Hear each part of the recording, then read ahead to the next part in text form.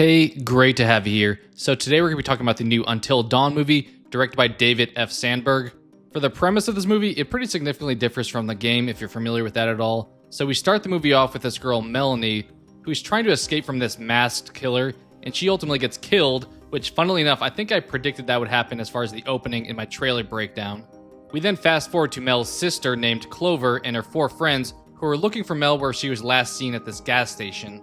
Clover then heads inside, where we meet a familiar face from the game, Peter Stormare, and he warns her about a specific place nearby where people go missing. The 5 friends then continue their drive and suddenly get stuck in this rainstorm until they come to this welcome center where the rain magically isn't happening at, which is a pretty cool effect to see visually in the movie. They find some clues within that house and eventually get met with the same killer we saw from the beginning of the film, and as expected from what we saw with the trailer, they find themselves stuck in a time loop where they keep dying night after night in various ways, kind of Happy Death Day style. However, with a bit of a twist, with having limited days to wind up surviving through, then encountering new threats each night. And that's the general gist of the film. Obviously, this doesn't match the story or even really the cast of the original source material outside of Dr. Hill, but as a fan of the game, we do get some references thrown in here that I'll mention here in a minute. Quickly talking about our 5 main survivor characters alongside Dr. Hill, I thought Dr. Hill was a great inclusion here, and more scenes with him probably could have served the movie well. Clover was decent as our main lead. She had reasonable motives here with her sister and didn't overly stand out positively or negatively. While it made sense, it seemed a little bit odd that she kind of just moves on from her sister at one point in the film.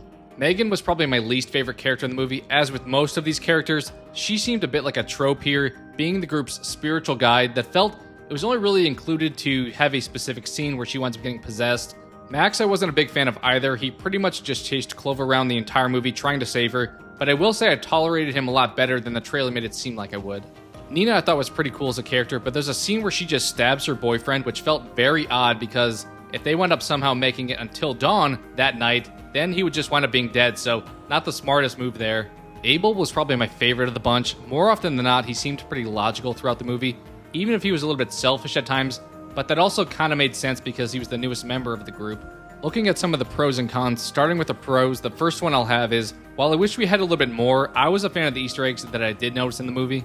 The biggest one was probably showing Josh in one of Dr. Hill's files towards the end of the movie. In my trailer breakdown, I mentioned really hoping Josh or Sam would wind up making an appearance here, and while we didn't get a full Rami Malek cameo, it was a nice nod to see his headshot there. Another Easter egg that comes to mind is towards the end of the film, we have Clover hiding from the Wendigos, and we have one lurch up right behind her, similar to the end of the game if you're familiar with the whole don't move section there. Before wrapping up this pro, one other Easter egg that I thought of that I thought may be worth mentioning is the end of the film, so if you're a little bit concerned about spoilers, beware of that here, but we have somewhat of the tie-in to the game by having the movie end with the cameras that we saw earlier in the film switch over to the cabins, so in some ways this movie gets treated somewhat as a prequel to the game because it's saying that, oh, this was just this certain location, and now we're switching over to this location where we had Josh and his friends taking place at the lodge. If you've seen the film, let me know what some of your favorite Easter eggs that were included here were. Second pro I'll say here, the visual effects were solid. The bathroom scene with the water particularly comes to mind as giving some amazing gore moments. And coming in at number 3, even though I know the story wasn't going to match the game, I'm glad they at least made some effort to tie it into the overall world so that it came across a little bit less of a brand name cash grab type of film. Jumping into some of the cons I have for the film, the first one being you have to be willing to accept that in this world, pretty much anything can happen. So there's some pretty big logic flaws here, but it didn't wind up ruining the movie for me.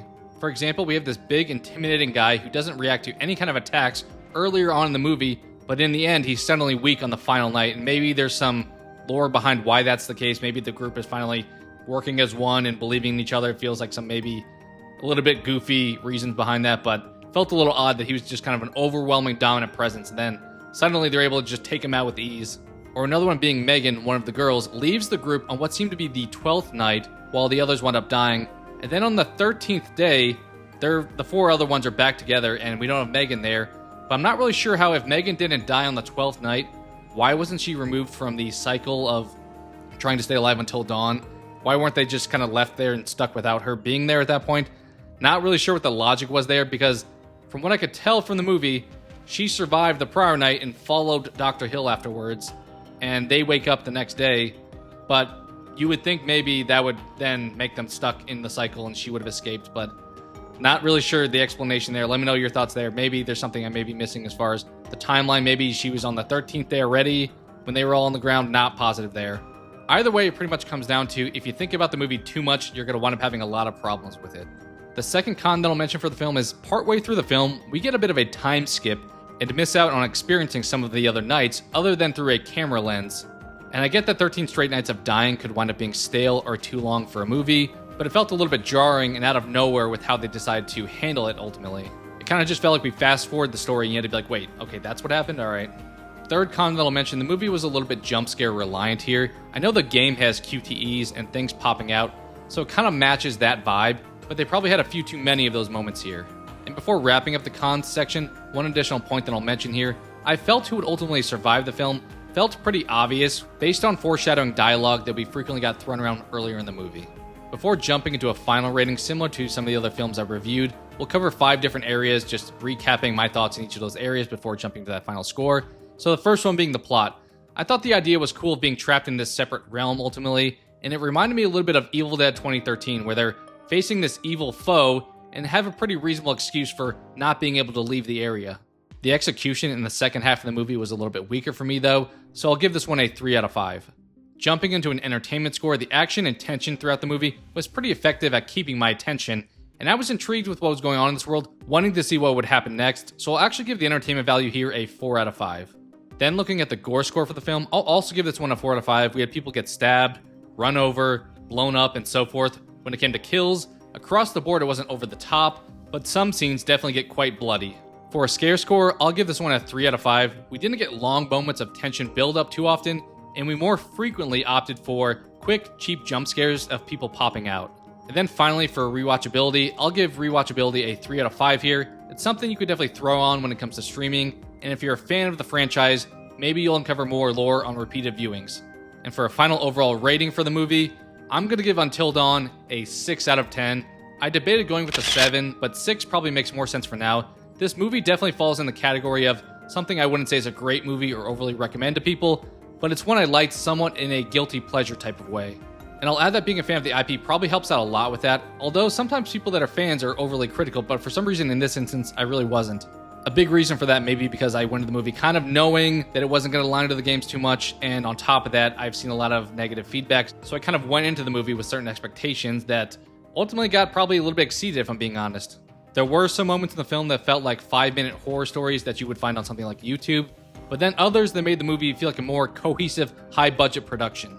These inconsistencies prevent me from going any higher with my score here, but I can't deny that I had a good time during most of it, even if I had to accept certain undefined rules of this world. But what do you think? Are you a fan of the movie and or the game? What are your thoughts on all the video game-based movies that we've been getting recently, and are there any that you're hoping get made next at this point?